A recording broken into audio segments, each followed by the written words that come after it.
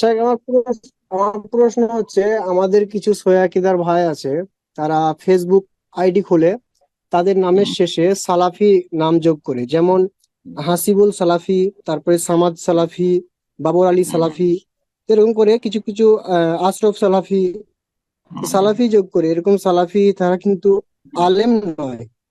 হুম। তো সালাফি যোগ করা ইসলামে কতটুকু জায়েজ আছে, তুই একটু জানাতে।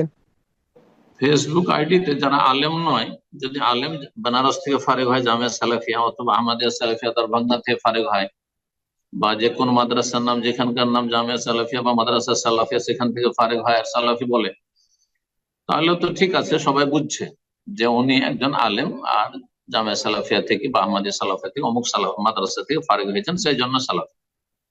কিন্তু সাধারণ মানুষ নিজের নামের সাথে, সাধারণ মানুষ একেবারে সালাফি লাগাবে, এটা একটা প্রতারণা খানিকটা হয়ে যাচ্ছে। মানে মানুষে অনেক সময় ভুল বুঝছে যে হতে পারে যে উনিও সালাফি একজন আলেম, কারণ সালাফি লিখছেন। আমরা অনেক সময় এরকম ভুল ভুল ভুল বুঝে ফেলি যে উনি সালাফি লিখছেন মানে হয়তো উনি আলেম, হ্যাঁ, কোনো মাদ্রাসা সালাফিয়ার ফারিক। তো এই যে ভুল একটা মেসেজ যাচ্ছে, যার ফলে না লেখা উচিত। তবে প্রয়োজনে যদি কোনো জায়গায় আপনাকে জিজ্ঞাসা করা হয়, অমুসলিম জিজ্ঞাসা করে যে আপনি কি মুসলিম, আপনি কে, আপনি কি, আপনার ধর্ম কি, বলে আমি মুসলিম, আমার নাম দিন ইসলাম, আমি মুসলিম। কিন্তু যদি কোনো জায়গায় পরিচয় দিতে হয় তার সাথে আপনি কোন মুসলিম, না এটা মুসলিমরা জিজ্ঞেস করছে কেউ যে আপনি কোন মুসলিম, আপনি দেওবন্দি মুসলিম না বেরলভী মুসলিম না জামাতি ইখওয়ানি মুসলিম না আপনি সালাফি আহলে হাদিস মুসলিম, আহলে হাদিস মুসলিম, হ্যাঁ, যারা কোরআন সুন্নাহ নির্ভেজাল অনুসারী, তখন প্রয়োজন আপনি নিজেকে সালাফি বলবেন। আর আপনি ফেসবুক আইডিতে সালাফি লিখে রাখবেন, অথচ আপনি কোনো মাদ্রাসা ফারিক সালাফি টাইটেল ধারিয়েও না।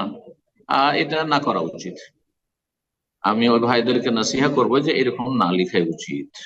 জাযাকুমুল্লাহ খাইর। আকীদা আমলে সালাফি হন, আখলাক চরিত্রে সালাফি হন, এটাই যথেষ্ট। আইডিতে সালাফি লাভ নাই। অনেক সময় এটা আবার দুনিয়ার গরজে ব্যবহার হয়ে যাচ্ছে।